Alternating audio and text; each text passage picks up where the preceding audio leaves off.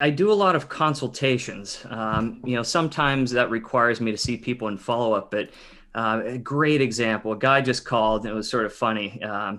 He called my Google Voice and I picked up. I was on the treadmill, and that may sound strange that I would take that call, but this is a guy who is a runner and a triathlete who's dealing with an Achilles tendinopathy.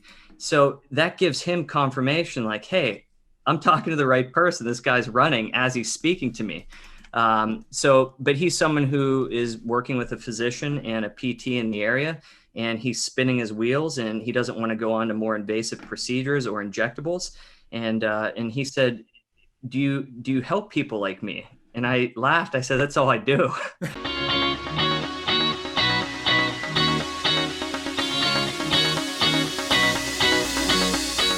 Hey, welcome back to the Cash PT Lunch Hour podcast. Today, my special guest is Christopher Johnson, and Chris is like a really special guest of mine. I've been watching Chris's videos. He's probably pumped out more videos than me and everyone I know combined. And Chris has educated people on running and drills, and I've used some of his stuff to help my own patients. And it's been long enough that I had a great visit with Chris out in Seattle a few years ago. He's a gracious host. So, Chris, thanks for coming back on the show. I think we did that interview, 5 years ago, and I really wanted to catch up with you. So I'm stoked for today. Yeah, of course. I appreciate you having me on. And yeah, it's nice to just break up the day. I just, as I mentioned, finished a run on the treadmill after sort of coming out of a deep, dark abyss from the second vaccine. So I feel like I have some life in me. So your timing's impeccable. Perfect. Well, man, so let's do this.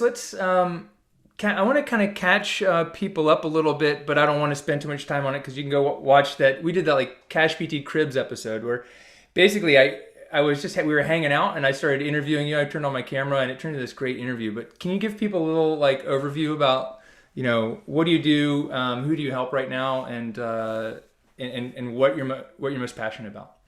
Yeah, I suppose I'm a washed up masters athlete at this point, but I am a husband to my incredible wife, Mimi, who makes all this stuff possible. I have two young kiddos, and they're 2 and 5, and they're a trip. They keep us busy these days.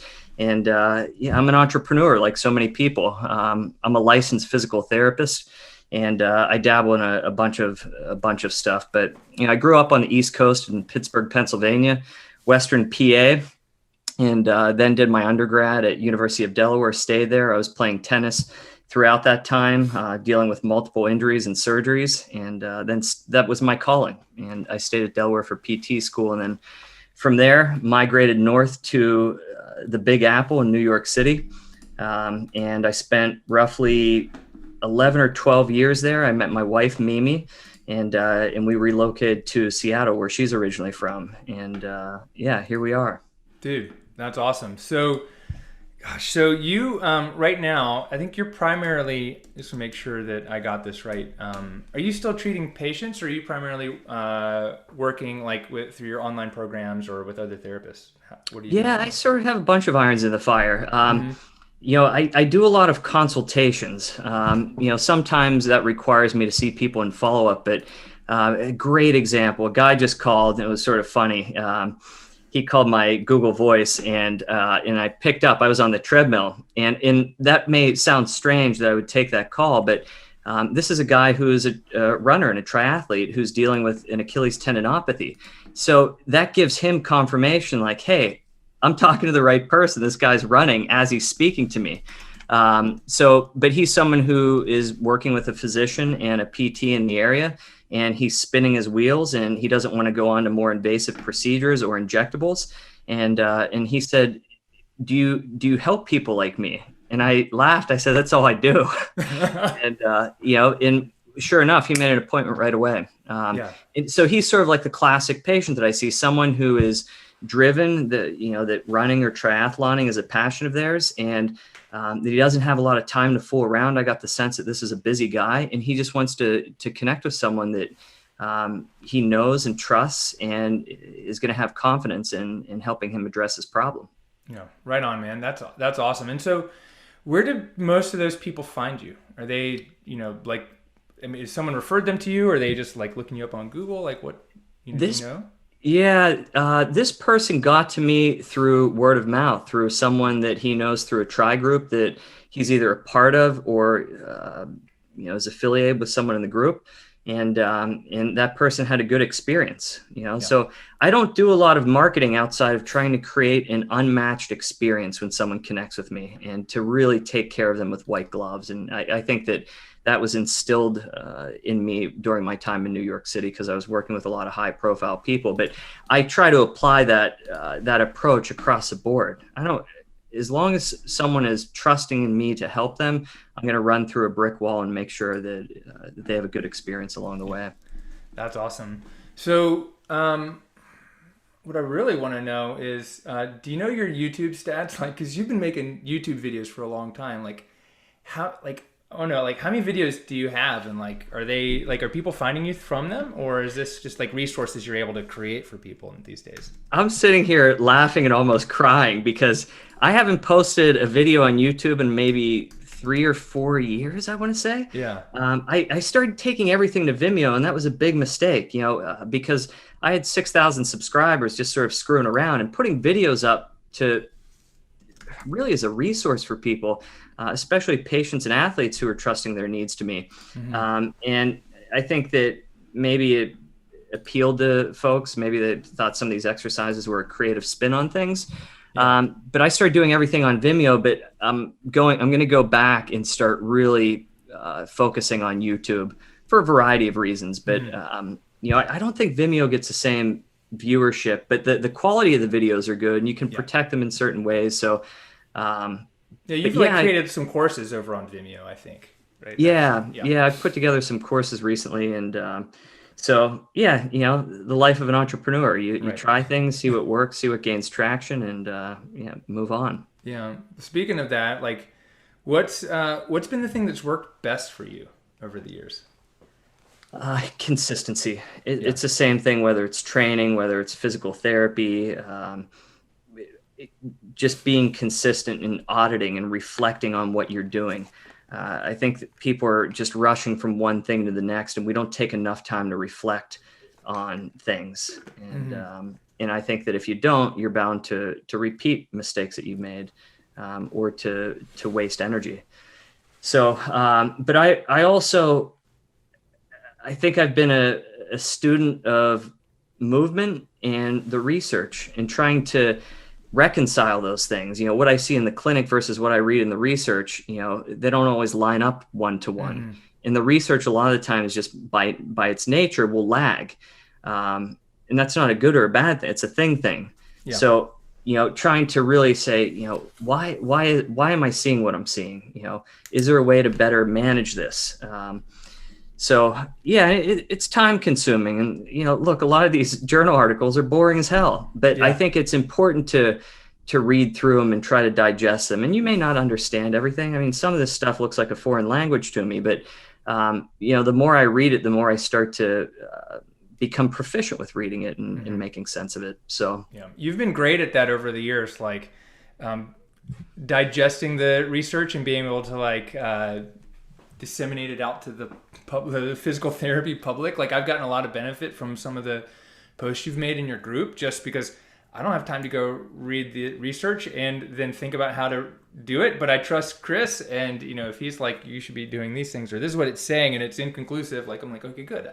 So I really appreciate that. Like, is that something that you just decided to start doing one day, or how'd you figure I don't. Well, I think that we have all of these brilliant researchers and folks who are pumping out these studies. And I feel like because they're sort of technical in nature, it's tough to broach if you don't have some background or expertise on the topic. Yeah. So the unfortunate reality of that is their message gets lost in translation, because these people are thinking on such a high level that it's sometimes tough for them to get that message out to the people who really would benefit from it. So I try to take a lot of this information. I suppose you would, I guess you could call me a translational therapist, is to take that stuff, package it in a way that's, that's fun, playful, but is telling a story. So it's sticky with people. And so I like with Instagram right now, I'm really trying to, maybe this is a function of being a young father. I'm trying to turn this stuff into a storybook, and it's amazing to go back and read stuff like Dr. Seuss, The Places You'll Go. That is a book about life and entrepreneurialism, Right. And much more. And when you revisit this stuff later in life, when you have a little bit more life experience and perspective, it's just incredible the chord that it strikes with you. So I think a lot of this stuff is just a culmination of everything. It's time consuming. I mean, I don't think people realize that. Like when I put together, someone asked me the other day, they're like, how long did it take you to put that carousel together? I'm like, the quick answer is about 3 hours. The reality is probably 500 hours, because I had to go through a bunch of mistakes, and I had to keep refining these exercises to get them to a point where they just look, crisp. They're, the posts are concise. And, I think that's a challenge that we all face with putting out content is people are just scrolling, and to get them to stop is a tough thing. And then if you get them to stop, you better deliver, Right. So yeah, I'm preaching to the choir here. Right. Well, you're preaching. I mean, but you're talking to me, but we're talking to a bunch of people, like thousands of people who are like, oh, I just thought I could put up a picture on Instagram and it'd get a bunch of likes, or I don't know how to do it. I want to get a patient in, or how do I do these things? So what you're sharing is really invaluable. But the lesson that I'm learning is it's not just the 30 minutes that it takes to put a post together. It's the hours and years of time you've put in synthesizing, making mistakes, and figuring out what works for you clinically, and does it match up with what like other people say should be happening, something like that, right? Yeah, exactly. And I think that is professionals and clinicians that we get tangled up in these formalities, which are all bullshit to me. I think that when you can put this stuff out in a easily digestible manner, or you can write it at a 5th or 6th grade level, that the readership or the viewership will go up. And I think that that's tough for people to come to terms with, because they want to sort of flex the fact that they have gone through a lot of this didactic training and they do have a deeper understanding of certain topics that other people don't. But if you really know it, you should be able to boil it down that much further, without being reductionist. Right. Chris, when you write your content, like whether it's specifically for Instagram or even for Facebook, I think outside of your Facebook group, I want to know, because you have a Facebook group for professionals, I think, right? Are you writing clinicians. Clinicians. Yeah. Are you writing like your content for patients, or are you writing it for other clinicians? It's like, do you have a focus? And it depends on where I'm putting it out. But nowadays, I'm really trying to write. I'm trying to speak to the public, because I feel like they get pulled a million different ways, and they end up, it results in inaction. Right. Or they're subscribing to things that are outdated based on what we currently know. And I think with anyone, that I work with or I interact with, I'm always trying to, follow the CFU acronym of check for understanding first. Yeah. I'm trying to really speak more to the masses at large. And when I say avid endurance athletes. Right. And I think that's important, because I want to bring this up, and I would love to spend a few minutes talking about this. Like I had someone in the last week or so who I know messaged me and was like, hey, Aaron, do you have a orthopedist or surgeon you recommend? I was like, well, tell me more about what's going on. It's like, well, my hip hurts when I run. I was told I have a thin cartilage, and but I declined an MRI, and I can't really have a steroid injection. I just need to know where. And we chatted, and I was like, well, what's going on? I was like, well, I think we might be able to help. And he was like, oh, I didn't know I could come see you first. Like he had no clue he could come see me without a referral. He thought he had to go through this. And in North Carolina, we've had direct access for well over 30 years.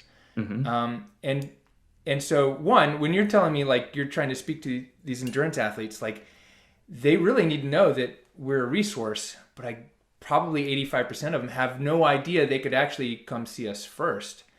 Are you seeing this in your own experience where people are like, oh, I didn't know, Chris, if you only told me I could see you, I would have just said, make an appointment for me. Are you seeing that?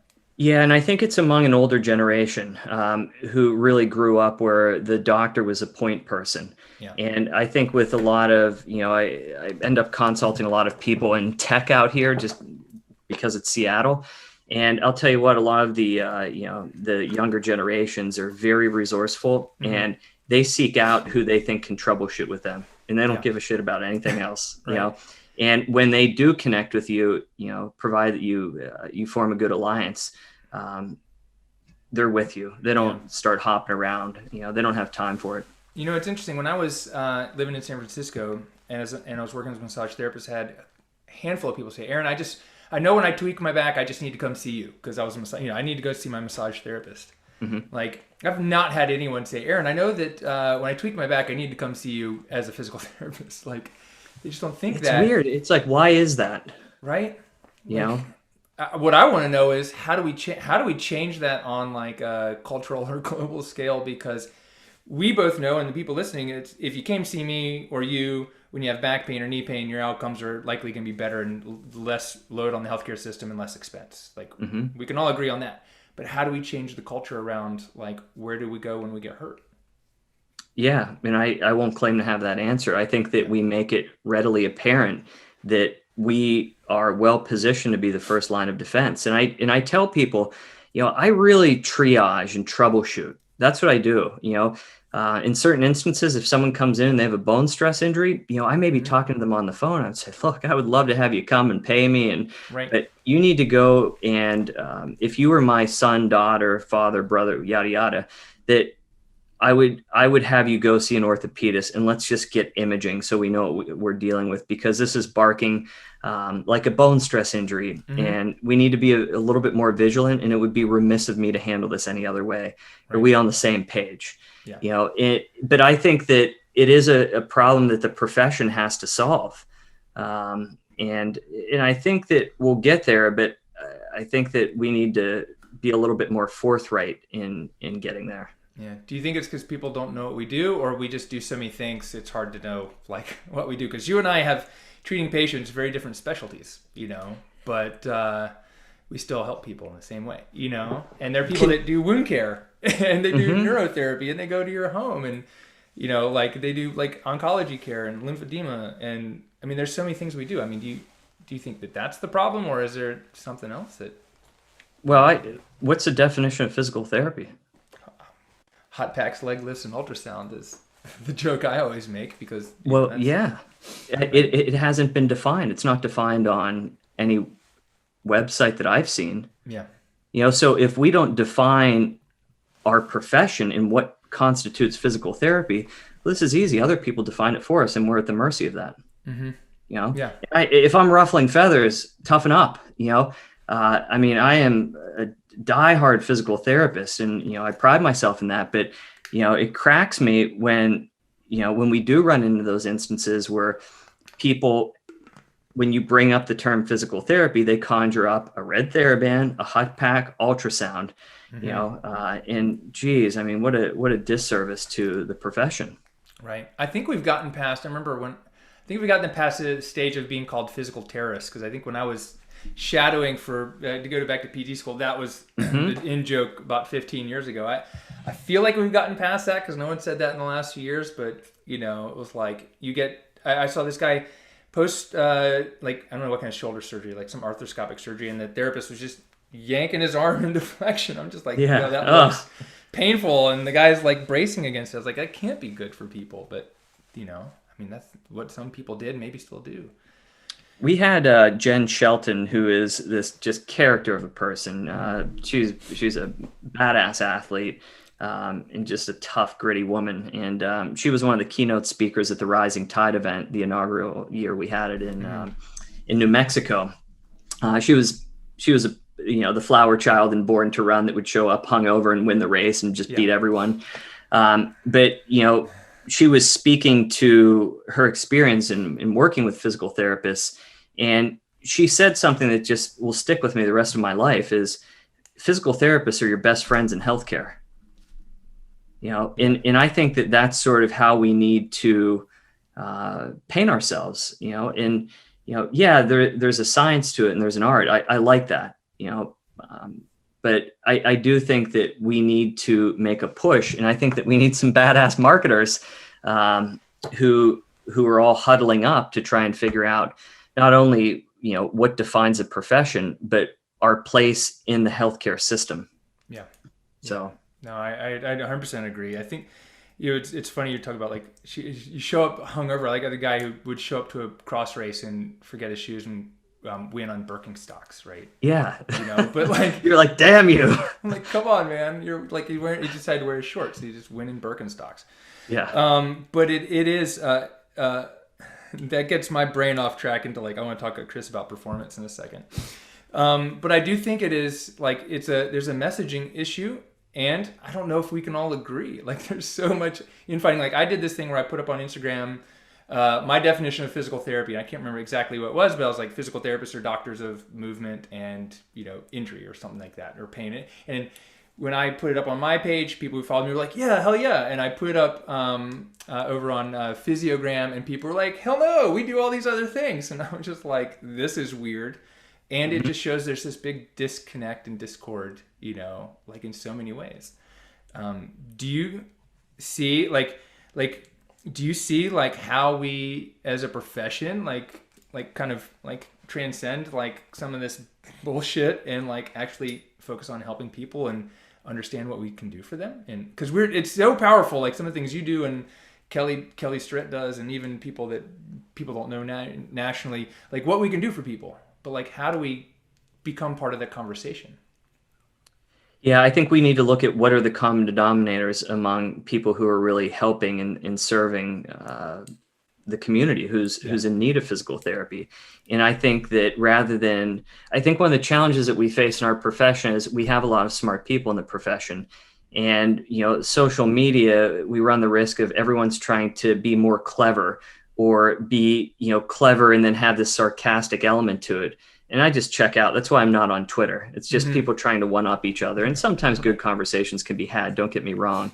But that's what I sense. So I think we look to the common denominators of what goes into quality care, not only what we think, but what the consumer thinks. Right. And, I'll put up a post in the upcoming days. When people come to see us, they want us to just shut up and listen. They don't expect us to do anything to people.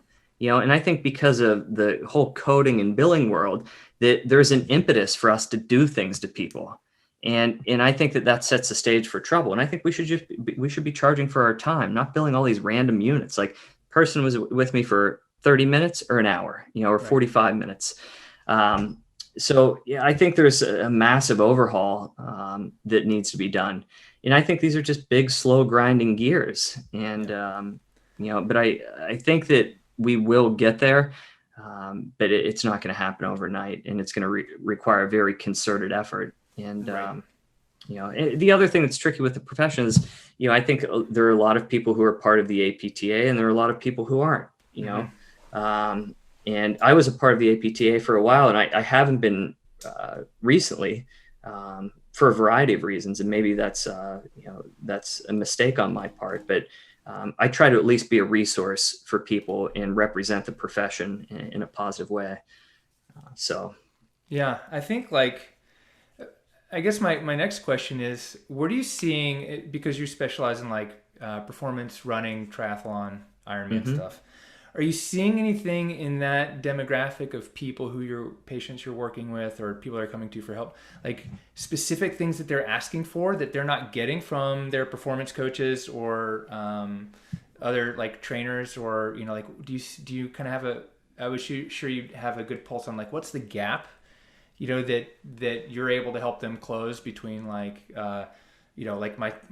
cycling, swimming, running coach and going to the orthopedic surgeon, or actually just finishing or getting a PR or something. Do you have a good sense of what are they saying is the gap that they're coming to you for? Well, I think that it's indecision and lack of communication. So I work with a couple coaches, and in the best coaches in the world reach out when they have questions.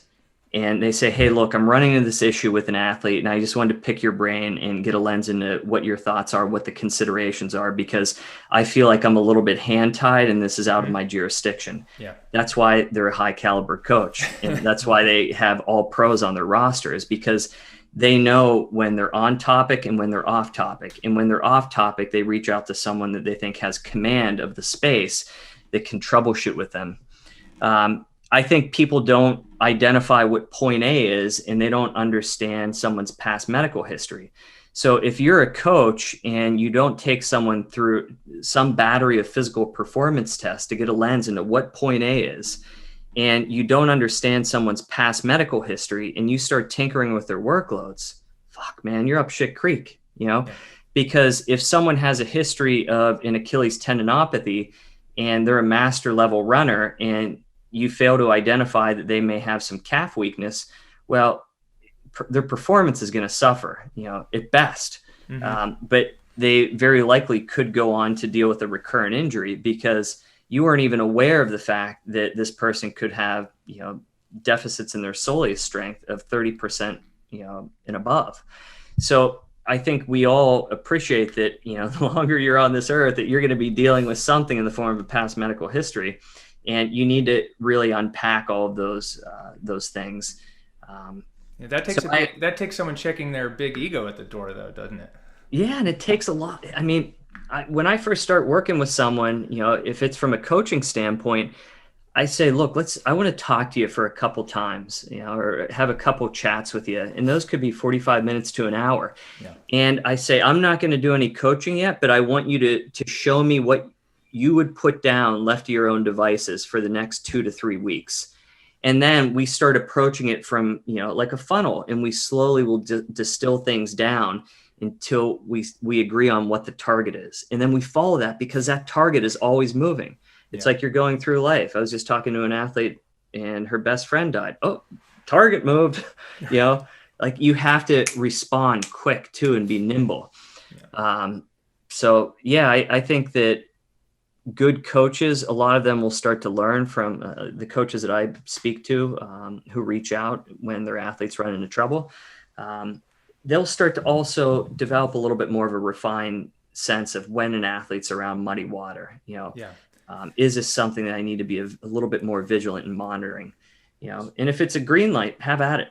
Yeah. So that's awesome. Well, I want to kind of ask you a couple other questions, a little bit different, but so hopefully, my train of thought, makes sense to people. I want to know, if you were to go back to Chris Johnson at the age 28, you were running when you were younger, right? I was running around New York City like a teenage boy. Great, perfect. So if you were going to go back and tell Chris at 25 to 28 years old about how to run faster, better, longer, what would you tell him? Well, this all, it became abundantly clear when I connected with Mimi, who's my current wife. That's when my performance started to take off. And I've always trained consistently. I had one of those holy shit moments, for better or for worse, when I was 18 or 19, where an orthopedic surgeon said, look, if you put on 10 to 15 pounds of body weight, you're going to need knee replacements when you're 35, and that was one of those oh my gosh, I can't screw around. So I always trained consistently. So that was never the problem. And I always prioritized sleep. My friends used to call me grandpa in college. But it was and that changed a little bit when I got to New York. I was probably, burning the candle from both ends a little bit. But when I met my wife and we started getting serious, we would be in bed at 10 o'clock. She's incredible with food. I've always prioritized fueling. And just to have health and balance at that same time, I had resigned from my post where I was working at Lenox Hill Hospital and Dr. Nicholas's practice. And that's when I blossomed as an athlete, an entrepreneur, a friend, a person, and I think it's really, and that's a tricky balance to strike. And I won't say that I've done it perfectly since then. But I think you take these wellness factors, as the saying goes, simple, not easy. Right.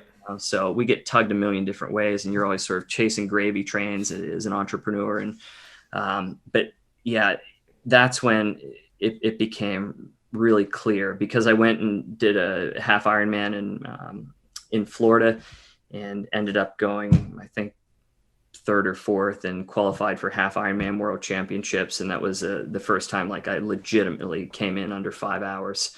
Wow. So I was like, geez, That's awesome. I guess How old were you then? I was right around that age. Yeah. I mean, I think it was like 28. Yeah. Yeah. That's awesome. So Yeah, I look back and go, I should have been fueling on the bike differently with real food. 100%. I was sponsored by, I had Cliff Bars coming out my ears, and I'd finish rides hungry. But I wasn't eating on 5-hour rides. I wasn't eating like real food, like little sandwiches and rice cakes and all that stuff.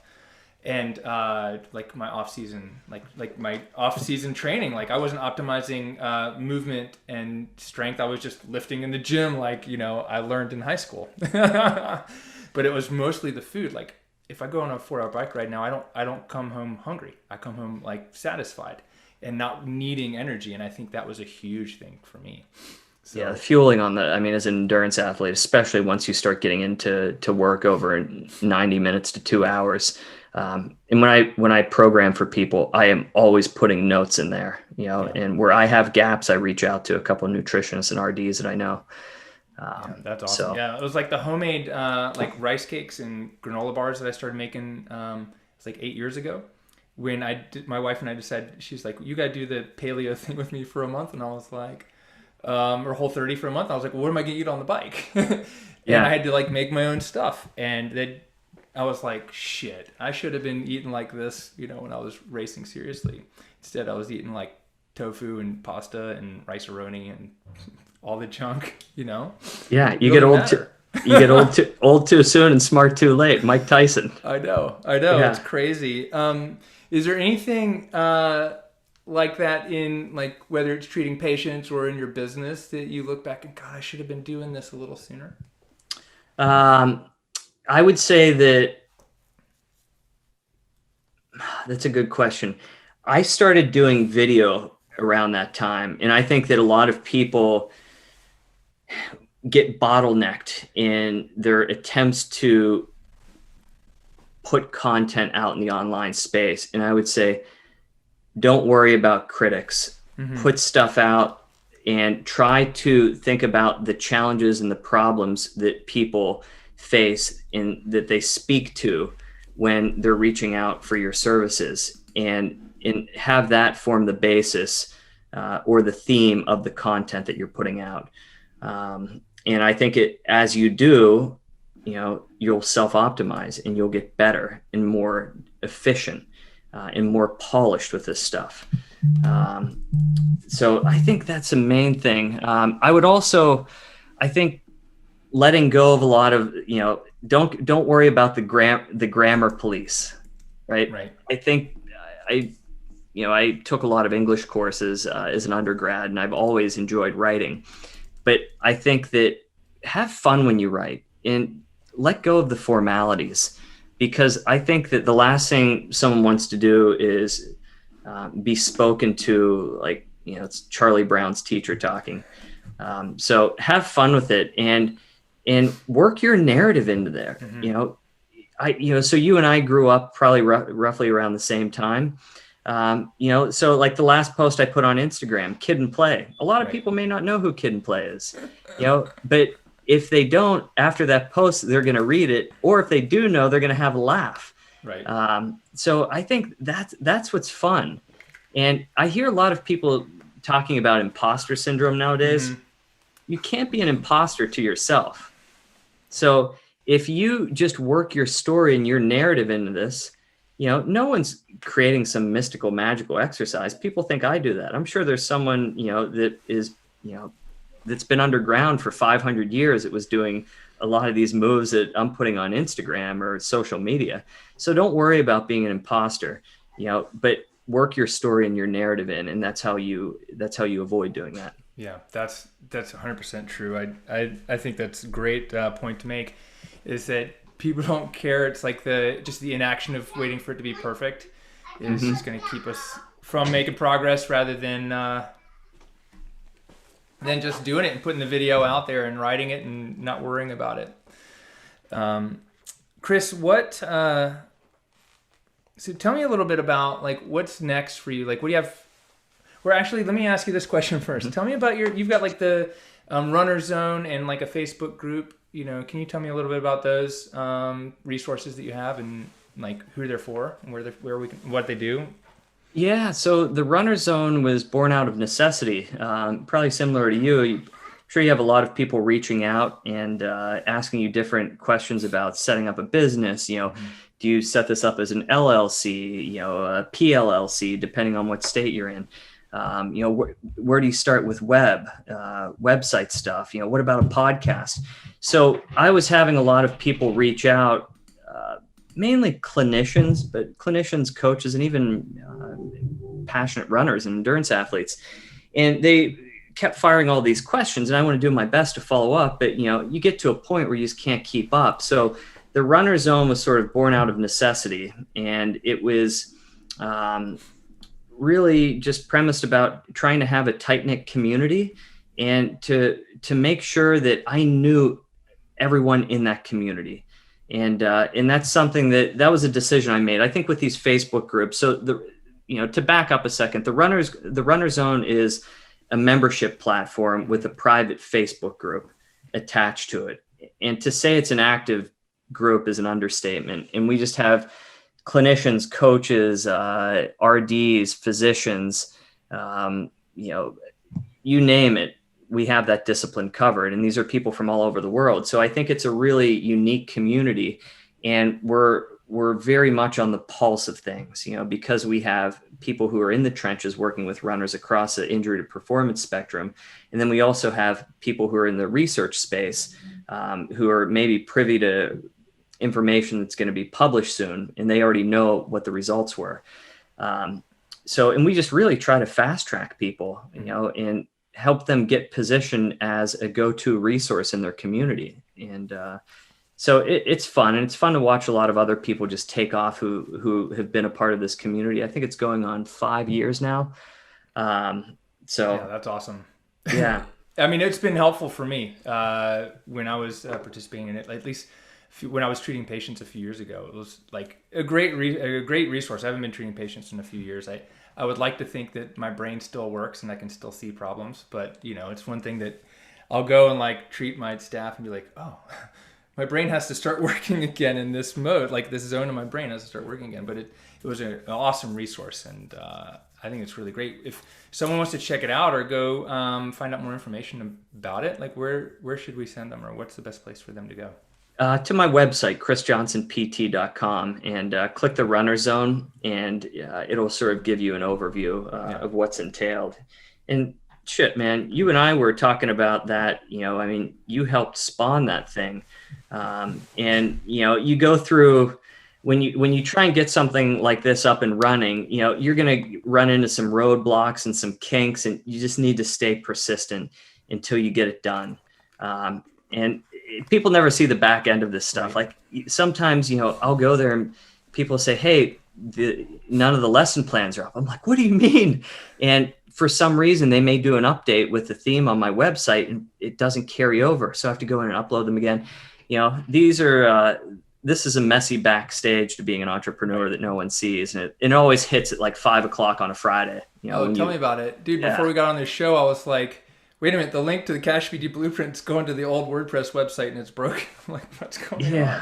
I'm like, I sent a message to my team, someone help. They're like, we can't get into the back end because you have the password. Yeah. It's messy, but you just keep doing it, right? Yeah, and you get better at troubleshooting. And I think it's really empowering when you have command of a lot of these systems. So you don't have to always farm stuff out, but know when to farm things out. Yeah. What's next for Chris Johnson? Like, where do you see yourself in 5 years? Or are you working? Because you've had an app, you got this membership site, you treat patients, you're training for something again. What's on the horizon? I'm thinking about becoming a social media influencer. Oh yeah. I don't know what's. I mean, I do it. I don't. I want a job. Do the people pay you to do? I don't know. It's I just laugh. People have referred to me as that. I'm like, oh, the world has problems. I want to help other people across the injury to performance spectrum, and just open doors and really, redefine what the standard of care is when you're working not only with endurance athletes, but just people in general. And so my main goal right now is to try and get this stuff out to the masses. And again, I've zoomed in on who my ICA is. And now it's just really speaking to them and really trying to learn as much as I can about their struggles and the experiences that they're going through. So I can problem solve with them. Yeah. And I think that's what we do as entrepreneurs. We figure out ways to problem solve with people, and,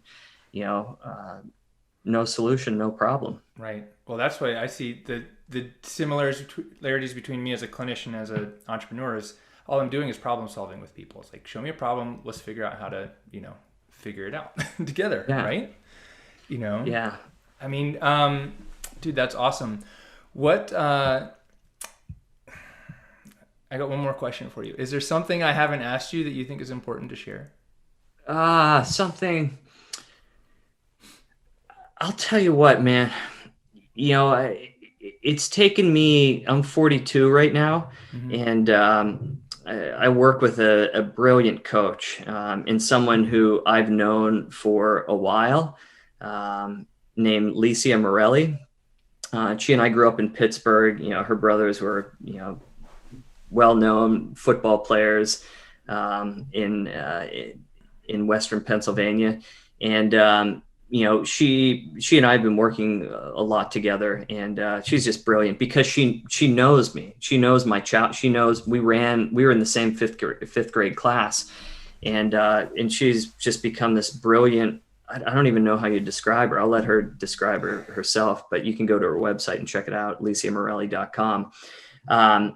But we have spent a lot of time really refining my story, and I put my about section together. And I think it took me this long to come to terms because there are a lot of things in my past that were dark that I still am having to wrap my head and get clarity on.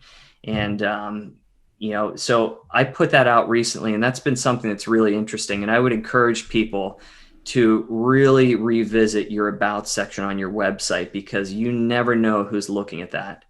And come clean with your story, and people know when you're bullshitting them. You want it to be accurate. You want it to embody who you are as a person, as a clinician, as an athlete, a coach. You want to talk about your struggles, the highs, and I think when you do that, it's going to give you clarity on who you are and really how to best move forward.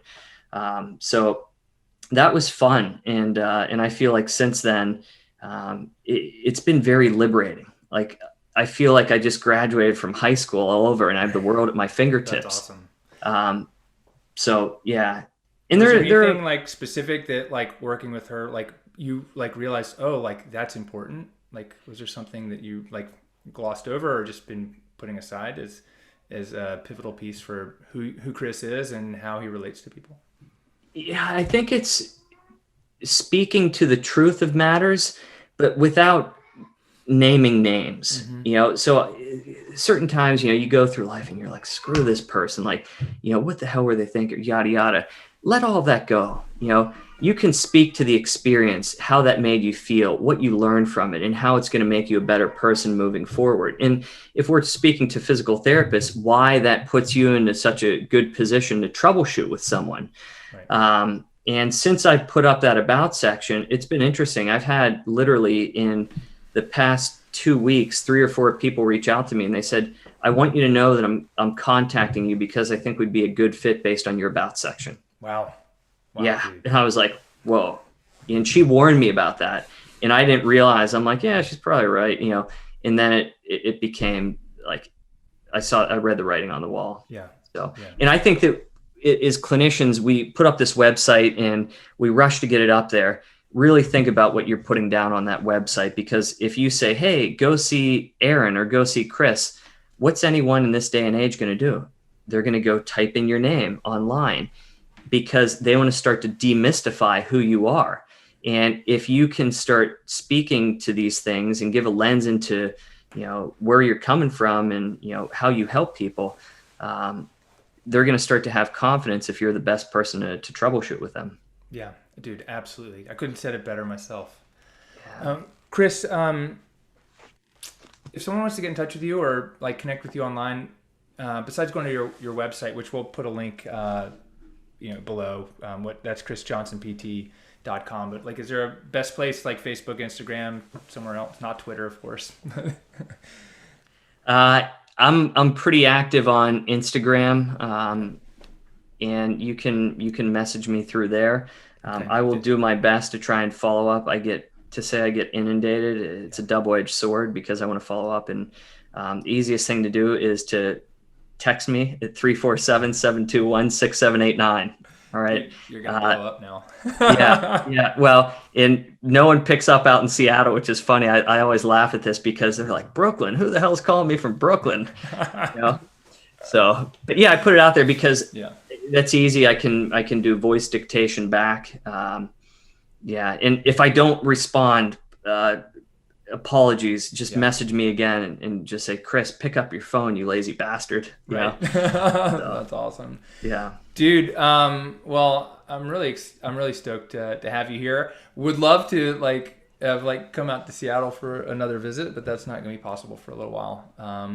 But I appreciate you spending time with us today and dropping some insights, because I don't know. This is just, I just get a kick out of it because you're incredibly interesting. You've done a ton of stuff for the profession, and we go back like 5 or 6 years, and it's great to catch up with you and get to, in quotes, pick your brain, because there's some amazing things in there that I know we didn't even touch. So thank you so much. Appreciate it. Of course, I appreciate you having me on, and it's fun to watch your evolution and to see you going about your business, leaving no stone unturned. And I think that for people who don't really know you, that you look at things through a 360-degree lens, and that's a sign of a consummate pro.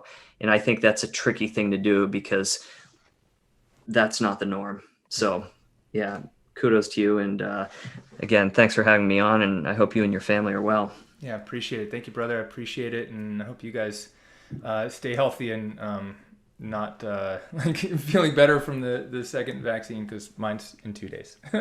Yeah. So I'll make sure not to call you on that day. Right, outside to just check in and make sure you're alive. Yeah. Yeah. But I appreciate the kind words. Thank you so much. Of course. Well, for Christopher Johnson and Aaron LeBauer, this is the Cash PT Lunch Hour. Get out there, get curious, leave no stone left unturned, because Chris certainly doesn't either. And we'll see you guys on the next show. Thank you. Thank you.